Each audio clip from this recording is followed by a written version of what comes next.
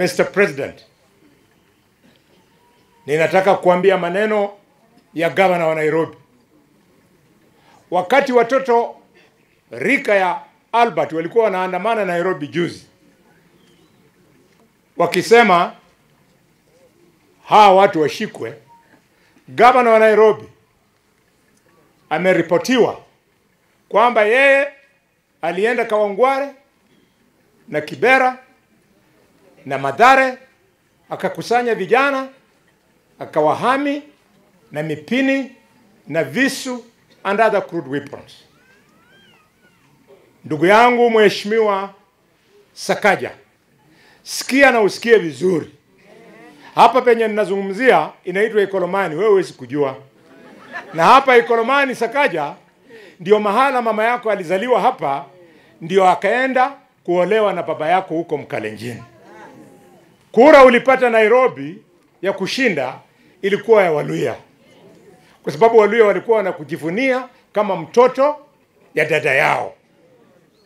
Sikia vizuri sana Sakaja, mchezo ya kwenda Kawangware kuchukua watoto wetu, unawahami ndio waende wafanye uhalifu.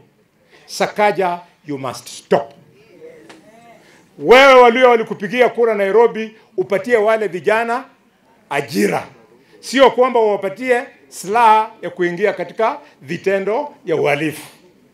Oh bana beru, humutandao ipije bero ho khana khumundu nebenza likondo khafuana shakashisa khafuana khawanga khafuana khisukha khafuana khitakho khana banyoli khana khasakaja benaruni bala khupa bala bukoli cheneli kalre bala rumula to khiriruta tu video eneo khana khakutana khabola bakareba nani alikutuma kanasema Sakaja.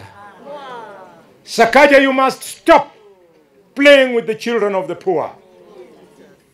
And I want to tell you Sakaja, katika mila yetu kama Waluhya, ikiwa mtoto ya dada yako amekuja kwenu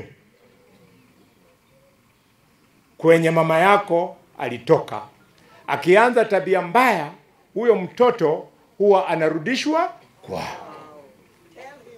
Huyo mtoto huwa anarudishwa kwao. Kwa hivyo vile wewe umekuja kwa Waluhya wa Nairobi, alafu badala ya kuwapatia ajira unawatuma wapoteza maisha yao.